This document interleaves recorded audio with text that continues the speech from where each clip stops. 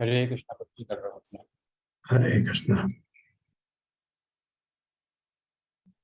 हरे कृष्णा प्रभु जी, दंडवत प्रणाम।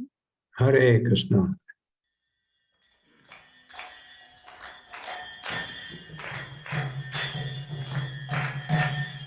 जय राधा माधव कुंज बिहारी।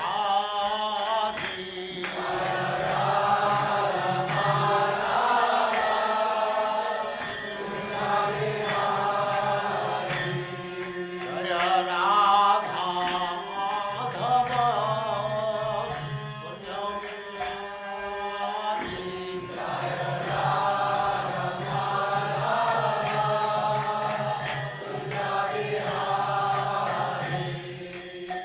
गोपी जन वल्लभ गिरिवरधारी।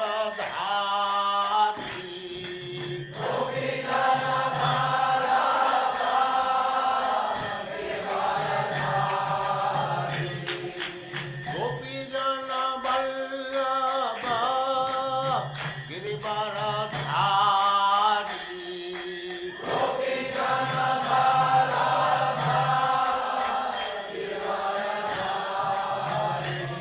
जय राधा माधव कुंज बिहारी।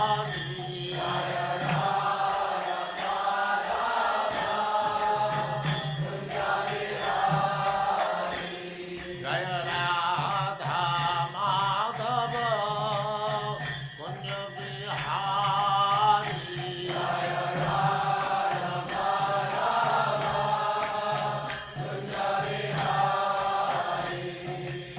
गोपी जन वल्लभ गिरिवरधारी।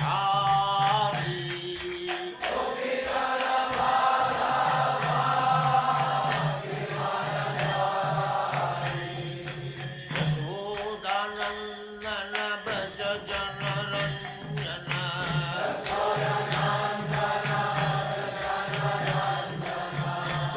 यशोदानंदन व्रज जनरंजन।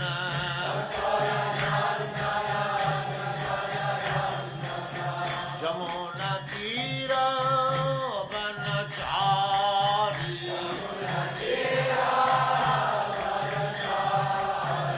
यमुना तीर वनचारी।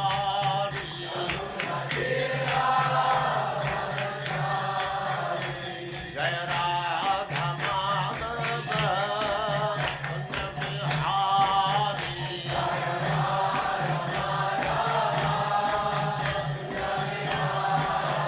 जय राधा माधव कुंज बिहारी।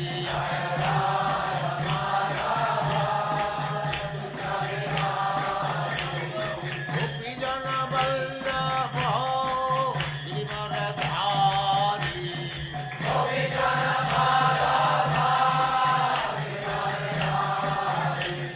गोपी जन वल्लभ गिरिवरधारी।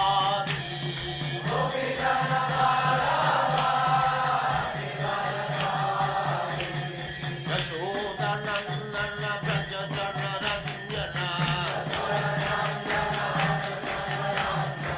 यशोदानंदन व्रज जनरंजन।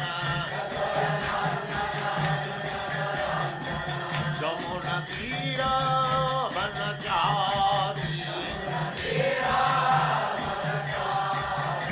जय राधा माधव कुंज बिहारी।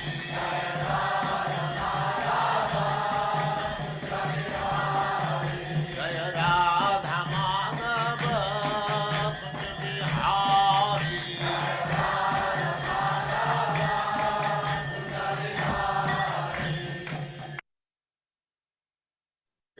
ओम नमो भगवते वासुदेवाय।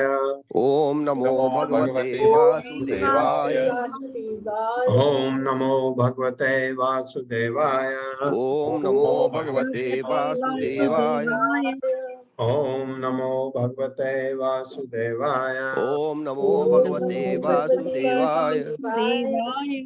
नारायणं नमस्कृत्य नारायणं नमस्कृत्य नरं चैव नरोत्तमं नरं चैव नरोत्तमं देवीं सरस्वतीं व्यासं देवीं सरस्वतीं व्यासं ततो जयमुदीरये ततो जयमुदीरये नष्टप्रायेषु भद्रेषु नष्टप्रायेषु भद्रेषु नित्यं भागवत सेवया नित्यं भागवत सेवया भगवते उत्तम श्लोके भगवते उत्तमश्लोके भक्तिर्भवति नैष्टिकी। भक्तिर्भवति नैष्ठिकी। हरे कृष्णा। हरे कृष्ण हरे कृष्ण प्रभु जी। स्वागत है। हरे कृष्णा माता जी। ये 40वें श्लोक से आगे बढ़ते हैं। अब कर्दमा मुनि घर छोड़ने वाले हैं, उसके विषय में शायद अब कल हमने जो पढ़ा था उसको आगे बढ़ाते हैं 40वें श्लोक से। मात्र आध्यात्मिकीं विद्यां शमनीं सर्वकर्मणां वितरिष्ये यया च असौ भयं च अतितरिष्यति। मेरे साथ पढ़िए। मात्र आध्यात्मिकीं विद्यां शमनीं सर्वकर्मणां वितरिष्ये यया च असौ भयं च अतितरिष्यति। शब्दार्थ है मात्रे अपनी माँ को आध्यात्म कीम आत्म जीवन का द्वार खोलने वाली विद्या ज्ञान विद्या को शमनीम समाप्त करने वाली सर्व कर्मणाम समस्त सकाम कर्मों को वितरिष्ये मैं प्रदान करूंगा या जिससे च भी असौ वह भयम डर च भी अतितरिष्यति पार कर देंगे। क्या कहा था देवती ने? मुझे अभय दान दो, पुत्र दो मुझे, ताकि मैं कैसे जीवन बिताऊंगी, किसके सहारे, ये कहा था। क्योंकि जब ये कहा था तब देवहूति को इतना आध्यात्मिक ज्ञान नहीं था। मैं इस परम ज्ञान को जो आत्म जीवन का द्वार खोलने वाला है अपनी ये भगवान कपिल कह रहे हैं, मैं इस परम ज्ञान को जो आत्म जीवन का द्वार खोलने वाला है अपनी माता को भी बताऊंगा, जिससे वह भी समस्त सकाम कर्मों के बंधनों को तोड़कर सिद्धि तथा आत्म दर्शन प्राप्त कर सके। इस प्रकार वह भी समस्त भौतिक भय से मुक्त हो जाएगी। ये हो गया, उसका जो प्रश्न था उसका उत्तर देवहूति को मिल गया। ये उन्होंने कहा भगवान कपिल ने। मेरे साथ पढ़िए। मैं इस परम ज्ञान को जो आत्म जीवन का द्वार खोलने वाला है अपनी माता को भी बतलाऊंगा, जिससे वह भी समस्त सकाम कर्मों के बंधनों को तोड़कर सिद्धि तथा आत्मदर्शन प्राप्त कर सके। इस प्रकार वह भी समस्त भौतिक भय से मुक्त हो जाएगी।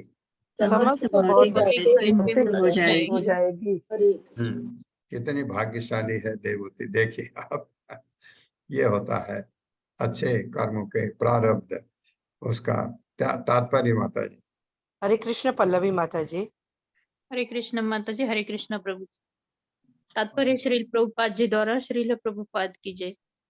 गृह त्याग के समय कर्दम मुनि अपनी सुयोग्य पत्नी देवहूति के लिए अत्यधिक चिंतित थे।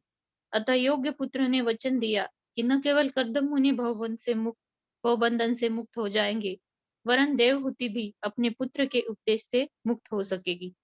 यहाँ पर एक उत्तम दृष्टांत प्रस्तुत हुआ है पति आत्म साक्षात्कार के हेतु संन्यास ग्रहण करने चला जाता है और उसका प्रतिनिधि, उसका पुत्र जो उसी के समान शिक्षित है, घर पर माता के उद्धार हेतु रहता है। सन्यासी अपने साथ अपनी पत्नी को नहीं रख सकता, नहीं ले जा सकता। वानप्रस्थ आश्रम में मनुष्य अपनी पत्नी को सहायक के रूप में अपने साथ रख सकता है, परंतु उसके साथ संभोग नहीं कर सकता। किंतु संन्यास आश्रम में वह पत्नी को अपने साथ नहीं रख सकता। अन्यथा कर्दम जैसा व्यक्ति अवश्य ही पत्नी को साथ रखे होता और आत्म साक्षात्कार की साधना में उससे कोई अड़चन न हुई होती। किंतु कर्दम मुनि ने वैदिक आदेश का पालन किया, जिसके अनुसार संन्यास जीवन बिताने वाला कोई भी व्यक्ति स्त्रियों के साथ किस प्रकार का संबंध नहीं रख सकता। किंतु उस पत्नी का क्या होता है जिसे पति त्याग कर जाता है? वह पुत्रों को सौंप दी जाती है और पुत्र वचन देता है कि वह उसे बंधन से मुक्त करेगा। स्त्री संन्यास ग्रहण नहीं करती। आधुनिक युग में बनावटी तथा कथित आध्यात्मिक संस्थाएं तथा समितियां स्त्रियों को भी संन्यास प्रदान करती है। यद्यपि वैदिक साहित्य में स्त्रियों द्वारा संन्यास ग्रहण करने का कोई उल्लेख नहीं है। अन्यथा विधान होने पर कर्दम मुनि अपनी पत्नी को साथ ले जाकर उसे भी संन्यास दिला देती। किंतु स्त्री को तो घर पर ही रहना चाहिए। उसके जीवन की 3 अवस्थाएं होती है: बालपन में पिता पर निर्भर रहना, युवावस्था में अपने पति पर आश्रित रहना और वृद्धावस्था में सयाने पुत्र यथा कपिल पर आश्रित रहना। वृद्धावस्था में स्त्री की प्रगति उसके सयाने पुत्र पर निर्भर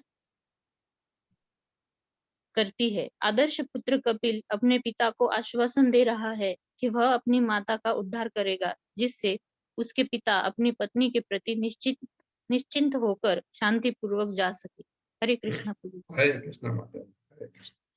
ये तो कर्दम मुनि भी, हालांकि ये उन्होंने कहा था तो कपिल, भगवान कपिल ने कहा मैं अपनी माता को भी इस ज्ञान को दूंगा, जिससे उनका भय हमेशा के लिए खत्म हो जाएगा, उनके सकाम कर्मों से, उन बंधन से वो मुक्त हो जाएंगे। ये अब एक चीज अब आपको क्लियर हो गया होगा, क्योंकि बिना काम के आप जीवित रह ही नहीं सकते हैं।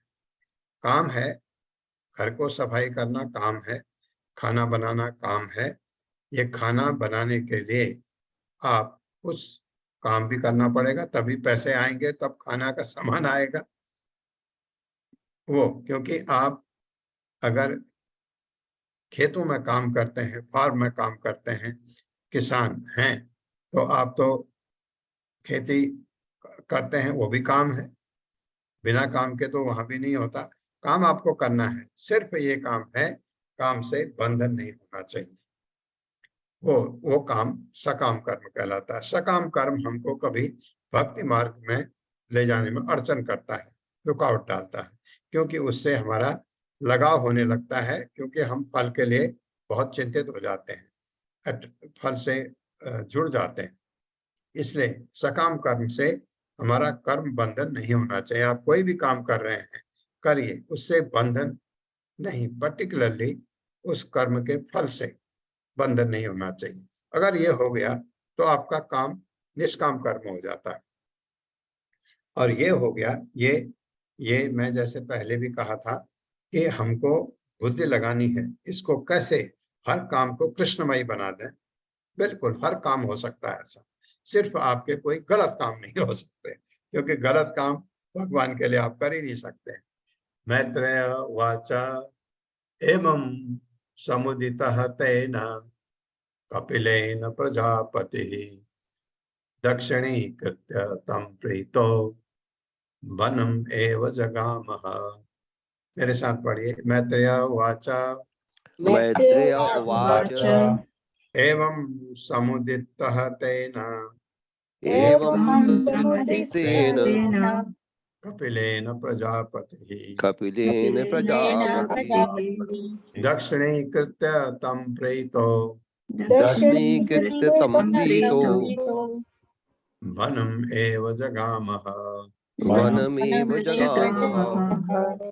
शब्दार्थ मैत्रेय वाचा, मैत्रेय मुनि का एवं इस प्रकार समुदिता, संबोधित कर, तेन उनके द्वारा, कपिलेन कपिल द्वारा, प्रजापति ही मानव समाज का जनक, दक्षिणी कृत्य परिक्रमा करके तम उसको प्रीतः शांतिपूर्वक वनम जंगल को एवं निसंदेश जगाम प्रस्थान किया।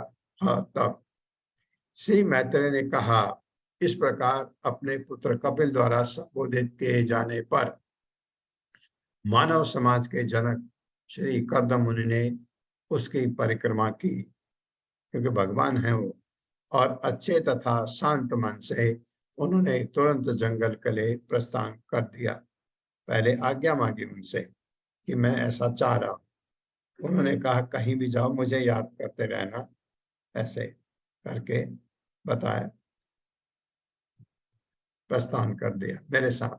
श्री मैत्रेय ने कहा, श्री मैत्रेय ने कहा, इस प्रकार अपने पुत्र कपिल द्वारा इस प्रकार अपने पुत्र कपिल द्वारा संबोधित किए जाने पर संबोधित किए जाने पर मानव समाज के जनक मानव समाज के जनक श्री कर्दम मुनि ने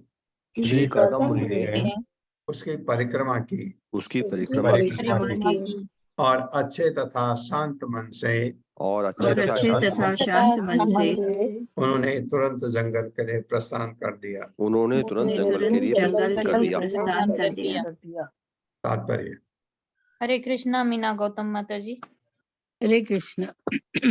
श्री प्रभुपाद जी की जय। श्री प्रभुपाद जी द्वारा जंगल जाना प्रत्येक मनुष्य के लिए अनिवार्य है। यह कोई मानसिक सैर यात्रा नहीं जिसे कोई एक करे और दूसरा ना करे। प्रत्येक मनुष्य को कम से कम एक वानप्रस्थ के रूप में जंगल में जाना चाहिए। जंगल जाने का अर्थ होता है 100% भगवान की शरण में जाना। जैसे कि प्रहलाद महाराज ने अपने पिता को बातों बातों में समझाया था, सदा समुद्र गंधियामः। भगवान भागवतम का 7.5.5 में लिखा है, मनुष्य क्षणिक भौतिक देह धारण करने के कारण चिंताओं से युक्त रहता है। अतः मनुष्य को चाहिए कि वह शरीर के प्रति अधिक मोह न करे। उसे चाहिए कि वह मुक्त हो। मुक्त होने की प्रारंभिक प्रक्रिया है जंगल जाना, अर्थात पारिवारिक संबंधों का परित्याग करके पूर्ण रूप से कृष्ण भावनामृत में लग जाना। जंगल जाने का यही प्रयोजन है। माता जी थोड़ा स्क्रॉल कीजिए जी। अन्यथा जंगल केवल बंदरों तथा पशुओं का स्थान रह जाएगा। जंगल जाने का यह अर्थ कदापि नहीं कि बंदर या हिंसक पशु बना जाए। इसका अभिप्राय यह हुआ कि एकमात्र पूर्ण पुरुषोत्तम भगवान की शरण ग्रहण की जाए और पूरी तरह सेवा में लगा जाए। वास्तव में मनुष्य को जंगल जाने की कोई आवश्यकता नहीं है। संप्रति जिस मनुष्य ने अपना सारा जीवन नगरों में व्यतीत किया है उसके लिए यह उचित नहीं है। जैसे कि प्रहलाद महाराज ने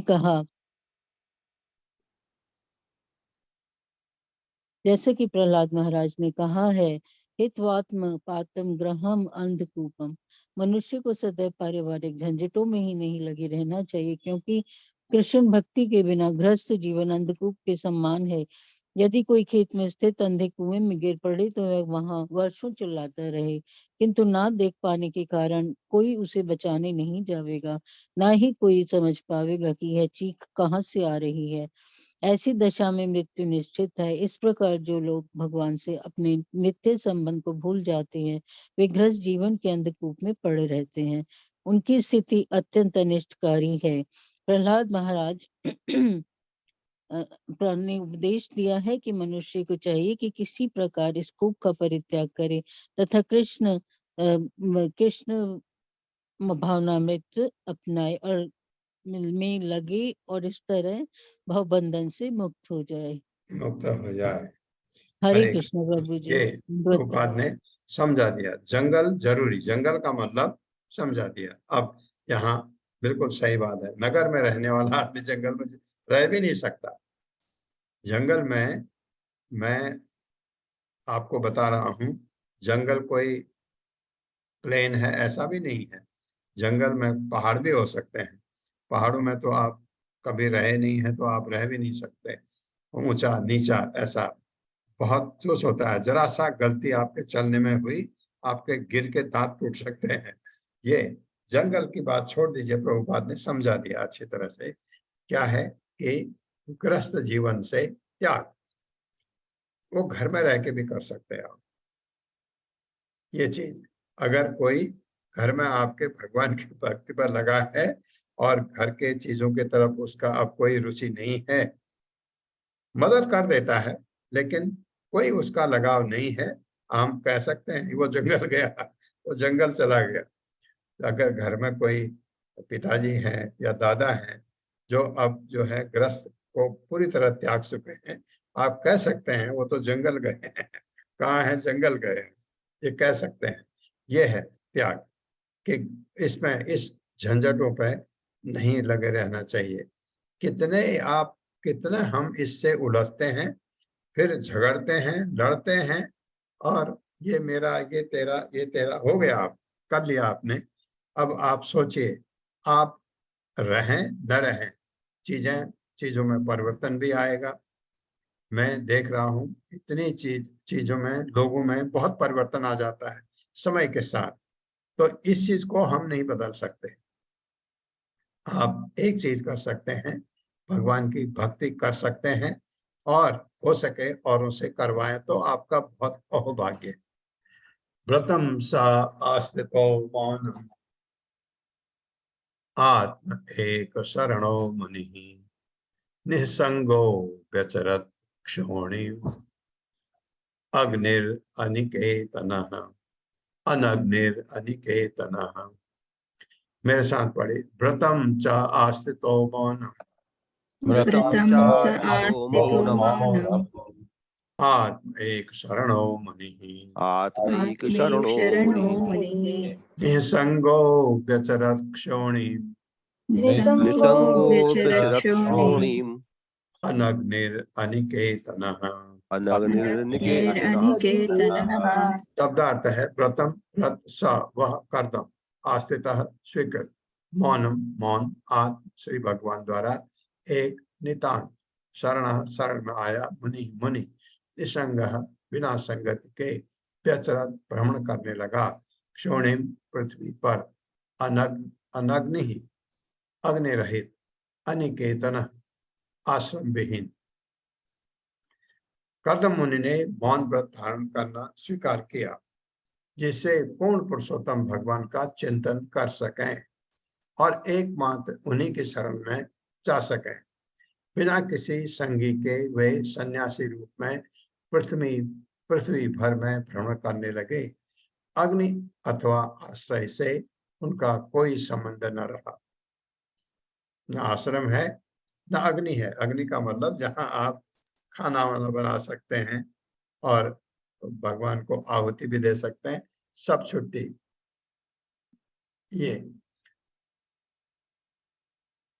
ये जो मौन व्रत के लिए कहा है कर्दमा मुनि के, ये अगर कोई भगवान का भक्त मिले तो मौन व्रत का मतलब नहीं बात करेंगे, अवश्य बात करेंगे। कोई भगवान के बारे में जानना चाहता है बताएंगे, लेकिन फालतू चीजें नहीं। मौन व्रत के रास्ते में गप्पे मारते हुए ये नहीं। मेरे साथ पढ़िए, कर्दम मुनि ने मौन व्रत धारण करना स्वीकार किया कर्दम मुनि ने मौन व्रत धारण करना स्वीकार किया जिससे पूर्ण पुरुषोत्तम भगवान का चिंतन कर सकें, जिससे पूर्ण पुरुषोत्तम भगवान का चिंतन कर सके और एकमात्र उन्हीं के शरण में जा सकें और एकमात्र उन्हीं की शरण में जा सके बिना किसी संगी के वे सन्यासी रूप में पृथ्वी भर में भ्रमण करने लगे। अग्नि अथवा आश्रय से उनका कोई संबंध न रहा। अग्नि अथवा आश्रय से संबंध न रहा क्योंकि सन्यासी भीख मांग के खाते हैं। तात्पर्य भिक्षा मांग के भीख। हाँ माता जी बोल। पूनम चौहान माता जी। हरे कृष्ण माता जी। हरे कृष्ण सभी को। तात्पर्य श्रील प्रभुपाद जी के द्वारा। श्रील प्रभुपाद जी की जय। अग्निरानिकेतन शब्द अत्यंत सार्थक है। सन्यासी को अग्नि तथा आवासीय मकानों से पूर्णतया विरक्त होना चाहिए। गृहस्थ को अग्नि की आवश्यकता यज्ञ करने या भोजन पकाने के लिए होती है, किंतु सन्यासी को इन दोनों कार्यों से छुट्टी मिल जाती है। कृष्ण भावनामृत में लगे रहने के कारण सन्यासी को न तो भोजन पकाना पड़ता है, न ही यज्ञ करना होता है, क्योंकि वह पहले ही समस्त धार्मिक अनुष्ठान पूरा कर चुका होता है। अनिकेतनः का अर्थ है बिना किसी आवास के। उसके पास अपना मकान नहीं होना चाहिए, वरन उसे अपने भोजन तथा आवास के लिए पूर्णतः भगवान पर आश्रित रहना चाहिए, उसे भ्रमण करना चाहिए।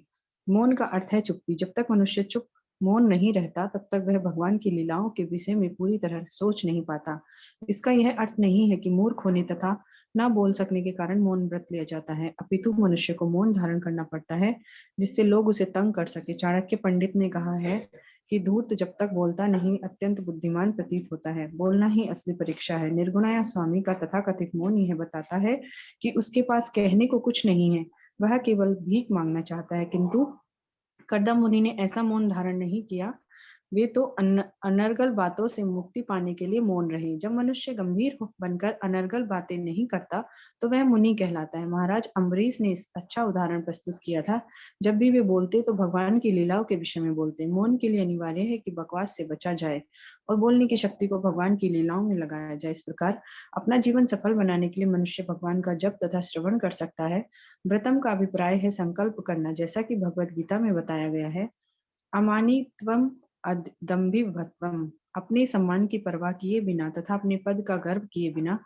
अहिंसा का अर्थ है हिंसक न बनना। ज्ञान तथा सिद्धि प्राप्त करने की 18 विधियां हैं और कर्दम मुनि ने व्रत के द्वारा आत्म साक्षात्कार के सिद्धांतों को ग्रहण किया है। हरे कृष्ण प्रभु।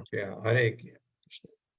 ये अगर कोई भगवान के बारे में बात करे, कर्दम मुनि अवश्य बात करेंगे। कोई भक्त मिलेगा अवश्य बात करेंगे। कोई लोग जानना चाहे भगवान के बारे में अवश्य बात करेंगे, फालतू बातें नहीं। इसलिए मौन व्रत। मनो ब्रह्मणि युञ्जानो यत् तत् सत् असतः परम गुणावभासे विगुणा एक भक्त्या अनुभाविते। मेरे साथ, मनो ब्रह्मणि युञ्जासो युञ्जानो मनो ब्रह्मणि युञ्जानो यत् तत् सत् असतः परम यत् तत् सतः परम् गुणावभासे विगुणा गुणाभासे विगुणा एक भक्त्या अनुभाविते। एक भक्तानुभाविते।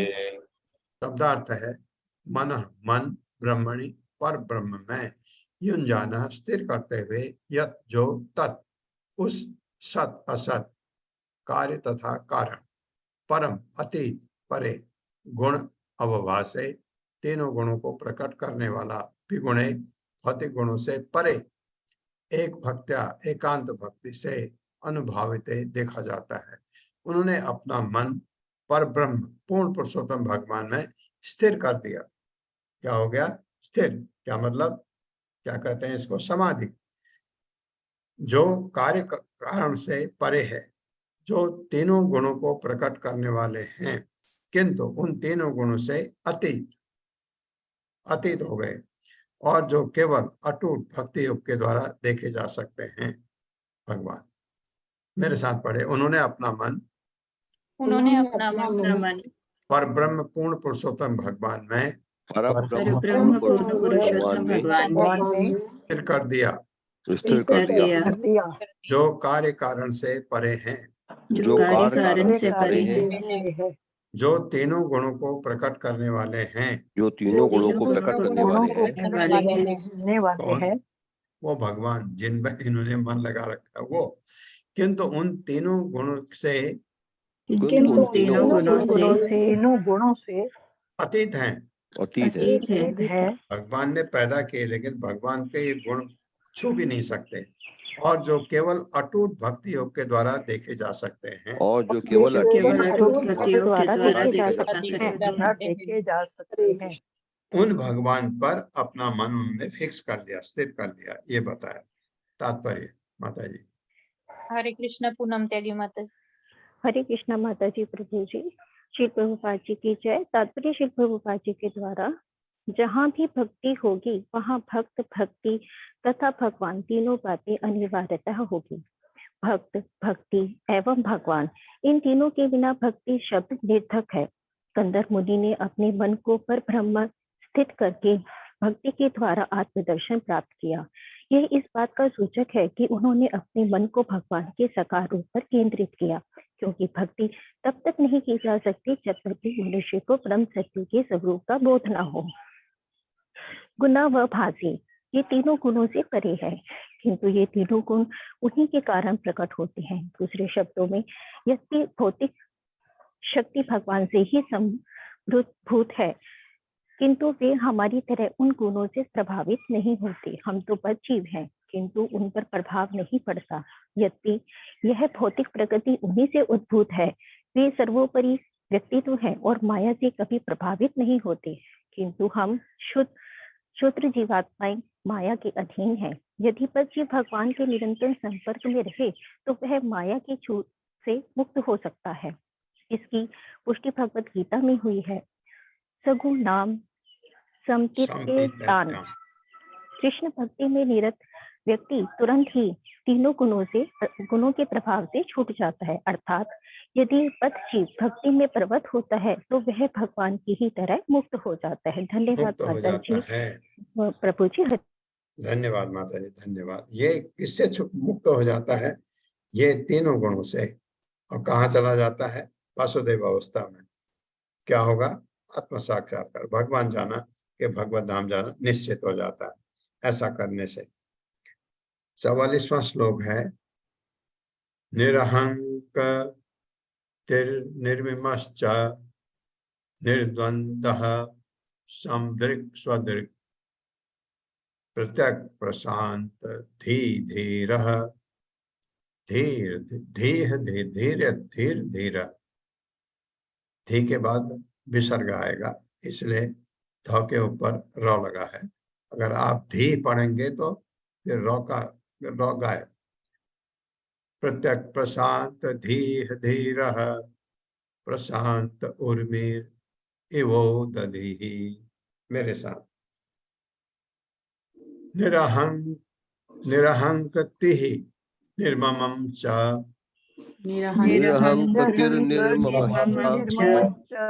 निर्द्वंद्वः समदृक् स्वदृक्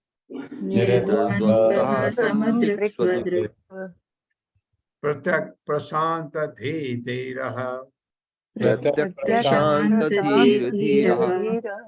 प्रशांत उर्मिर इवो दधिः।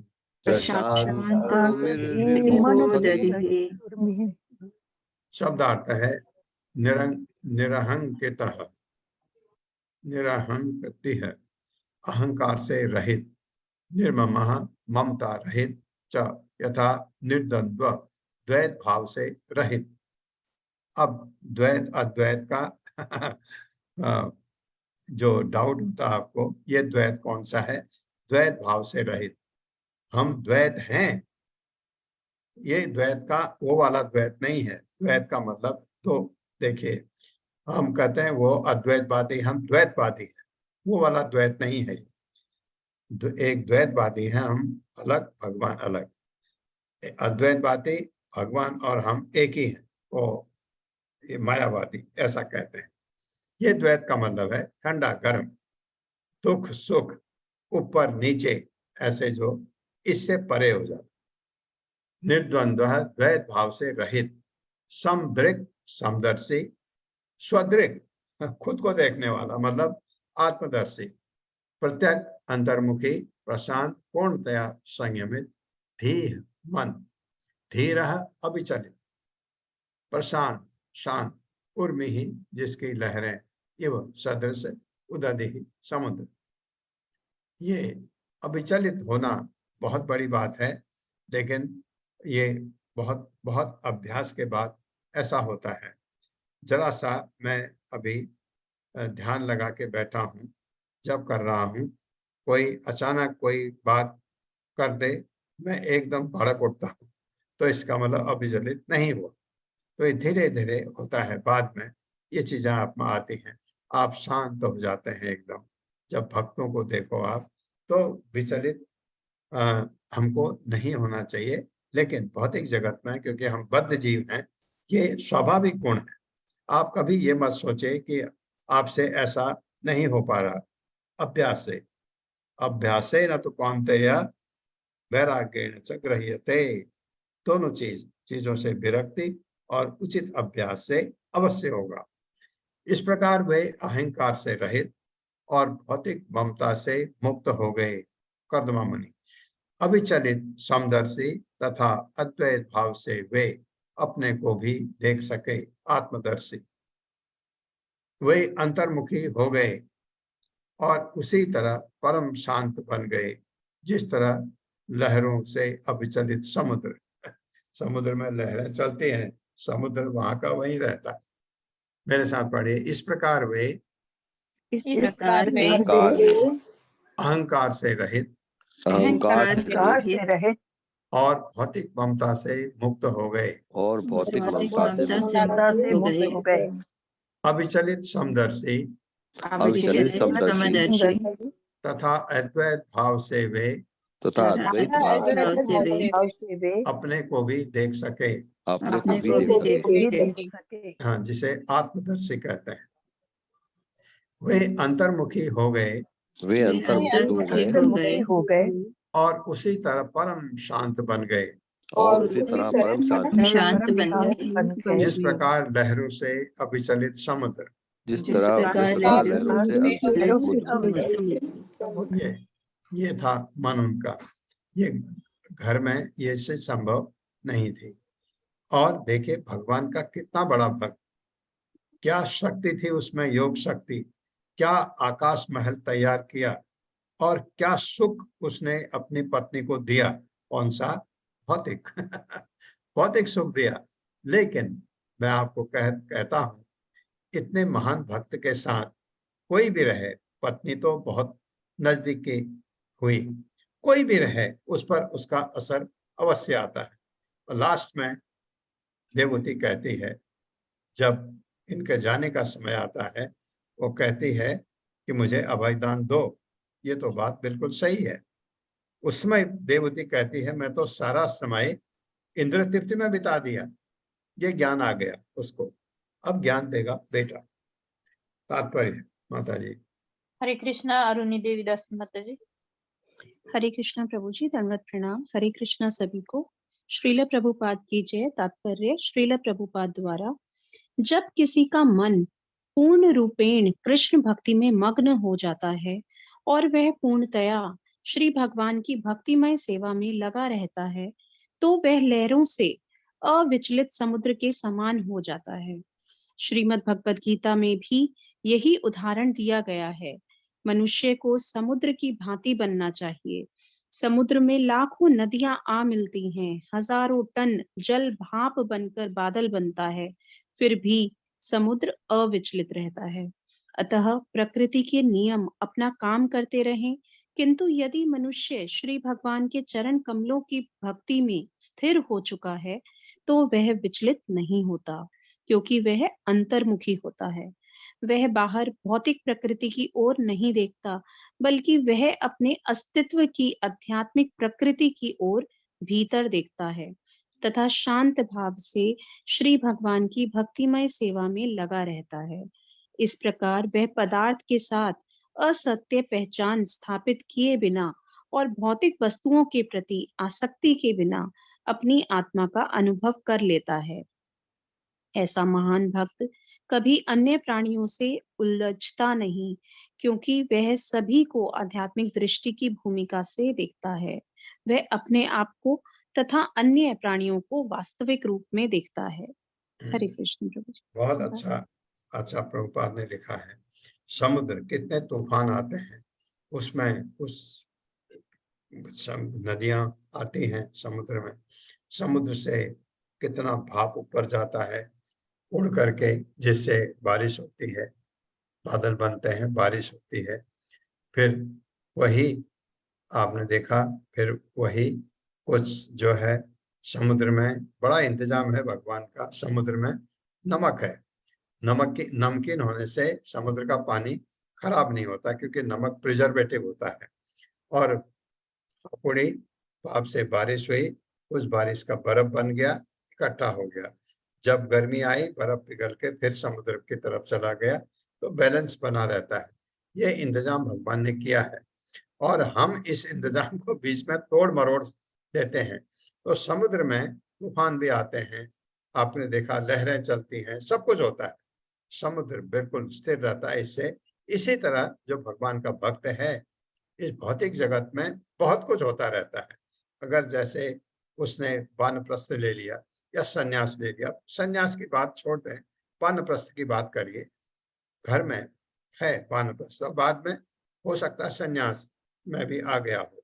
सन्यास का मतलब गेरुआ वस्त्र पहनना नहीं, चीजें से एकदम विरक्त कर ली हो। तो घर में तो तूफान आता है, कभी किसी की डेथ हो जाती है, कभी अचानक कोई बीमार पड़ जाता है और पता लगता है इसको तो बहुत खतरनाक बीमारी है, 6 महीने से ज्यादा नहीं बचेगा। ये तूफान घर में आते रहते हैं, खुशी के भी आते हैं, किसी की शादी हो गई या आते हैं, उस पर इसका कोई असर नहीं होता, क्योंकि उसको वो अंतर्मुखी हो चुका है, भगवान में अपना मन स्थिर कर चुका है। वासुदेवे भगवती सर्वज्ञे प्रत्यग प्रत्यग आत्मनि परेण भक्ति भावेन लब्ध आत्मा मुक्त बंधनः। मेरे साथ, वासुदेवे भगवती वासुदेवे भगवती सर्वज्ञे प्रत्यग आत्मनि सर्वज्ञे प्रत्यगात्मनि परेण भक्ति भावेन परेण भक्ति भावेन लब्ध आत्मा मुक्त बंधनः। लब्धात्मा मुक्त बंधनः। शब्दार्थ है वासुदेव, वासुदेव को भगवती श्री भगवान सर्वज्ञ सर्वज्ञाता प्रत्यक आत्मनि प्रत्येक वाणी के भीतर स्थिर परमात्मा परेण दिव्य भक्ति भावेना भक्ति से लब्ध आत्मा आत्मलीन होकर मुक्त बंधन भव बंधन से छूटा हुआ। इस प्रकार वे बद्ध जीवन से मुक्त हो गए। बद्ध जीवन में पहले भी नहीं थे, बीच में शादी की वजह से बद्ध जीवन में आ गए और प्रत्येक व्यक्ति के भीतर स्थित सर्वज्ञ परमात्मा श्री भगवान वासुदेव की दिव्य सेवा में तल्लीन हो गए। मेरे साथ पढ़िए, इस प्रकार वे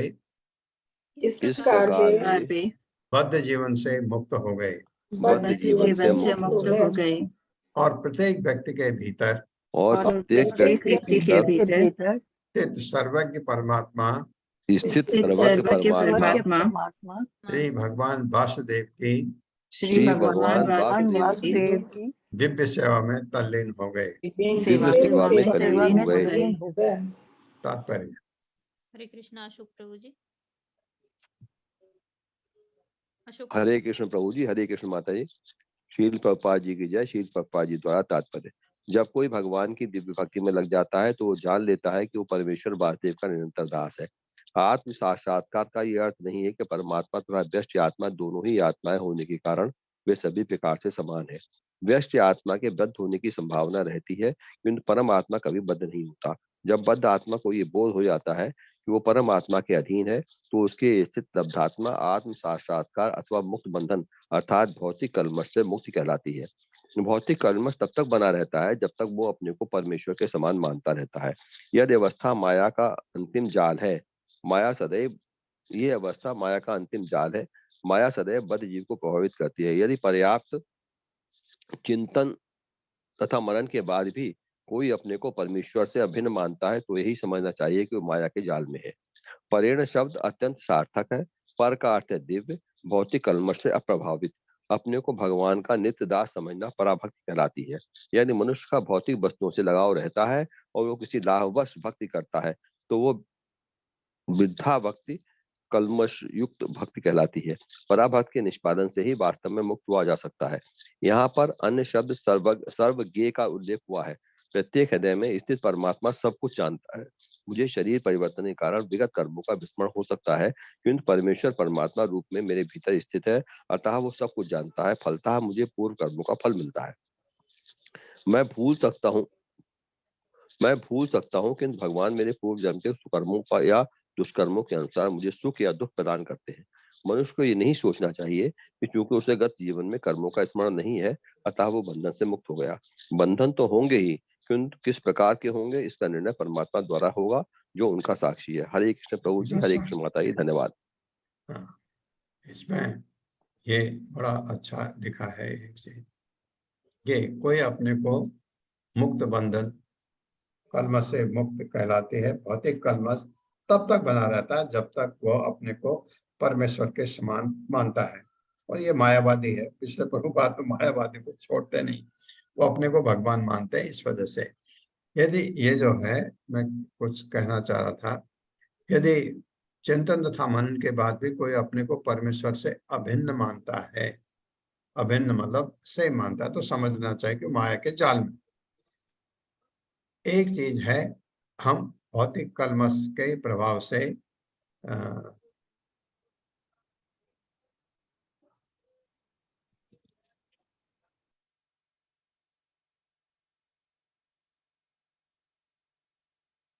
प्रत्येक हृदय में स्थित परमात्मा सब कुछ जानता है।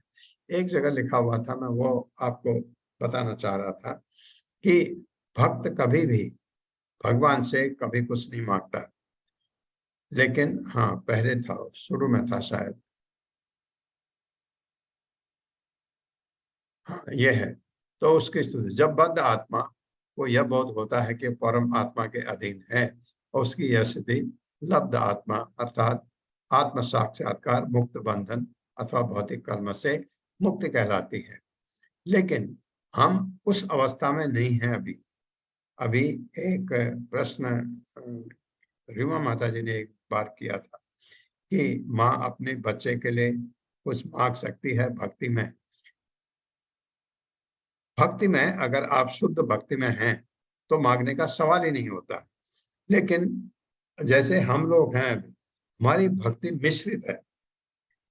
हम भक्ति भी करते हैं और भगवान से गिड़गिड़ाते रहते हैं रोज भिखारियों की तरह, ये दे दो, ये तकलीफ में हो, ये कर दो, ये कर दो, ये कर दो। लेकिन अगर आप शुद्ध भक्ति में होते हैं तो भगवान आपका ध्यान खुद ही रखते हैं। फिर जैसे मुझे अपने बच्चे के बारे में पूछने का जरूरत है ही नहीं, मैं तो भगवान से लगा, भगवान उसका ध्यान रखते हैं। तो वो एक श्लोक है 9वें अध्याय में, जिसमें भगवान ये कहते हैं, मेरे भक्त के पास जो चीज की कमी है उसको मैं पूरा करता हूँ, और जो उसके पास नहीं है मैं उसको देता हूँ। ये तो इस चीज का, और हमारी अभी मिश्रित भक्ति है क्योंकि हम माया के जाल में हैं, भक्ति कर रहे हैं। धीरे धीरे माया से छूट के जब आगे बढ़ेंगे, जब हम इस स्थिति में आएंगे, लेकिन हमको ये चीज पता होनी चाहिए, शुद्ध भक्ति का मतलब है कि भगवान से मांगेगा ही नहीं शुद्ध भक्ति। अभी हमारी शुद्ध भक्ति नहीं। जब हम साधक हैं, अभी बढ़ते बढ़ते शुद्ध भक्ति में आ जाएंगे तो हम कभी नहीं मांगेंगे। अभी हमारी मिश्रित भक्ति है, हम मांगते भी हैं कभी कभी भगवान से। गलत नहीं है, आपके अपने पिताजी से नहीं मांगेंगे तो किससे मांगेंगे। लेकिन सवाल यह है कि मांगने की स्थिति नहीं आनी चाहिए। वो कब, जब आप खुद इस लायक हो जाएं कि पिताजी से न मांगे। तो वो स्थिति कब आएगी अध्यात्म में, जब हम भक्ति में स्थिर हो जाएंगे, शुद्ध भक्त बन जाएंगे। आत्मानां सर्वभूतेषु भगवन्तं अवस्थितं अपश्यत् सर्वभूतानि भगवती अपि च आत्मनि। मेरे साथ पढ़िए, आत्मानं सर्वभूतेषु आत्मानं सर्वभूतेषु भगवन्तम् अवस्थितं भगवन्तम् अवस्थितम् अपश्यति सर्वभूतानि अपश्यत् सर्वभूतानि अपश्यत् सर्वभूतानि अपश्यत् सर्वभूतानि भगवती अपि च आत्मनि। भगवति अपि च आत्मनि। उन्हें दिखाई पड़ने लगा कि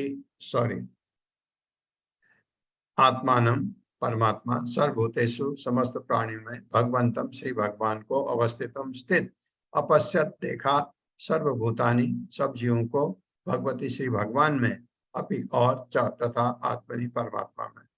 उन्हें दिखाई पड़ने लगा कि सबों के हृदय में श्री भगवान स्थित है और प्रत्येक जीव उनमें स्थित है क्योंकि वे प्रत्येक के परमात्मा हैं। मेरे साथ पढ़िए, उन्हें दिखाई पड़ने लगा कि दिखाई पड़ने लगा कि सबों के हृदय में श्री भगवान स्थित हैं सबों के हृदय में श्री भगवान स्थित है और प्रत्येक जीव उनमें स्थित है प्रत्येक जीव उनमें स्थित है क्योंकि वे प्रत्येक के परमात्मा हैं। क्योंकि वे प्रत्येक के परमात्मा है। तात्पर्य माता जी। रश्मि माता जी। रश्मि जोशी माता जी, हरे कृष्णा। हरे कृष्ण माता जी, हरे कृष्णा प्रभु जी। शील प्रपात की जय। शील प्रपात द्वारा तात्पर्य प्रत्येक प्राणी श्री भगवान में स्थित है। इसका ये अर्थ कदापि नहीं है कि प्रत्येक प्राणी भी भगवान है। भगवत गीता में भी इसकी व्याख्या की गई है। परमेश्वर पर सभी वस्तुएं आश्रित हैं, किंतु इसका अर्थ ये भी नहीं है कि परमेश्वर सर्वत्र है। इस रहस्य को महान भक्त ही समझ सकते हैं। भक्त भी 3 प्रकार के होते हैं: नव दीक्षित भक्त, मध्यम कोटि के भक्त और महान भक्त। नव दीक्षित भक्त भक्ति विज्ञान की युक्तियों को नहीं समझता, वो केवल मंदिर जाकर श्री विग्रह की सेवा करता है। मध्यम कोटि का भक्त ये समझता है कि ईश्वर कौन है, भक्त कौन है, कौन अभक्त है, कौन निर्दोष है। वो इन सब के साथ भिन्न प्रकार से आचरण करता है। किंतु जो व्यक्ति प्रत्येक व्यक्ति के हृदय में परमात्मा का दर्शन पाता है और जानता है कि प्रत्येक वस्तु परमेश्वर की दिव्य शक्ति पर आश्रित है, वो उच्चतम भक्ति पद पर आत्मा को प्राप्त होता है।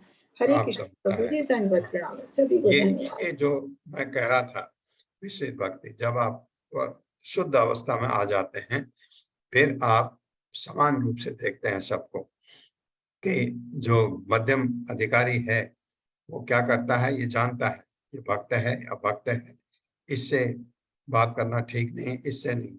और लेकिन जो भगवान का शुद्ध भक्त है वो किसी से घबराता नहीं, क्योंकि वो अभय दान मिल चुका है उसको, अब उसको डर ही नहीं है किसी बात का।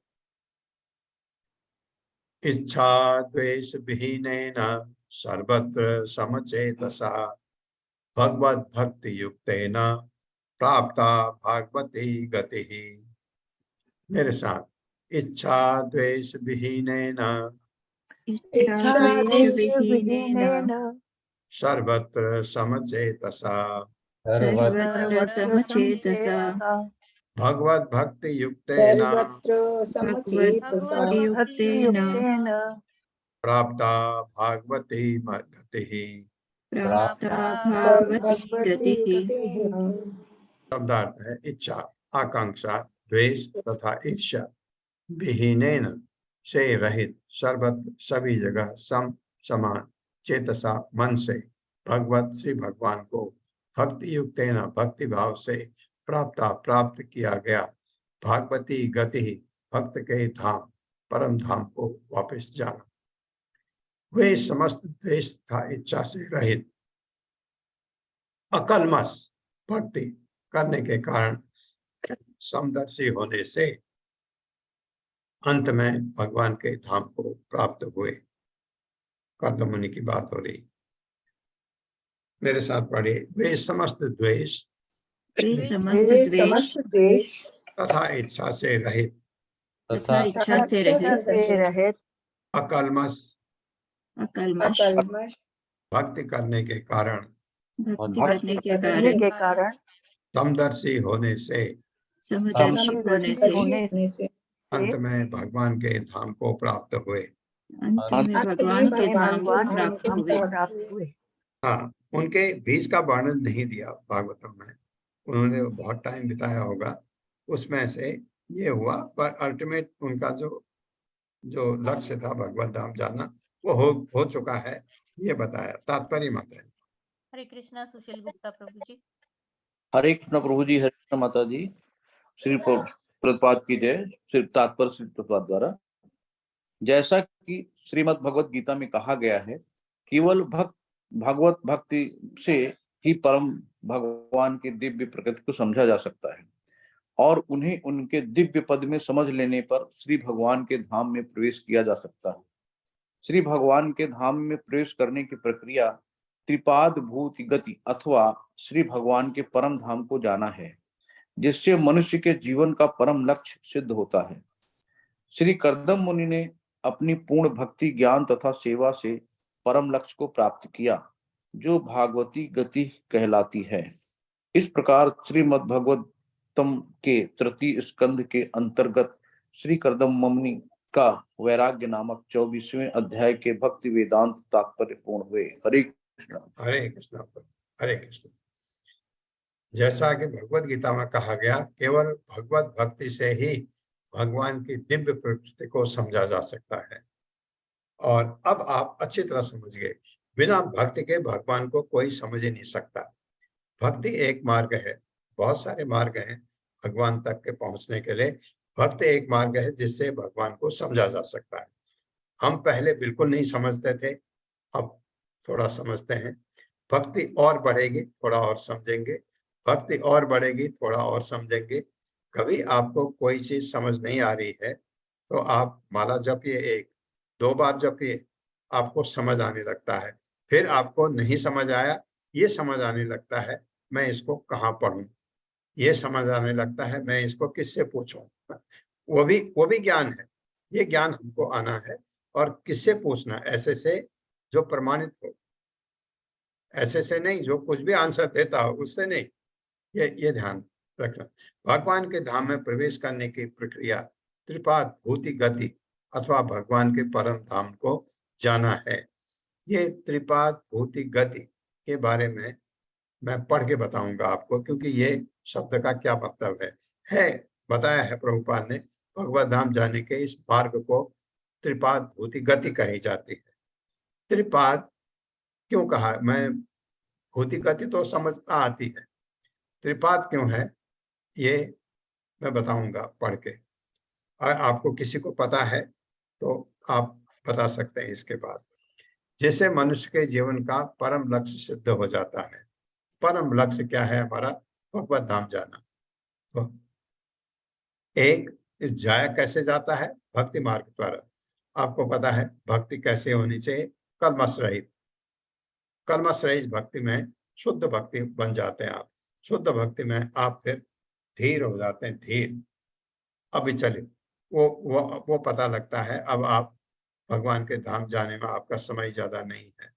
ये कर्दम मुनि ने अपने पूर्ण भक्ति ज्ञान से तथा सेवा से परम लक्ष्य को प्राप्त किया, जो भागवती गति कहलाती है।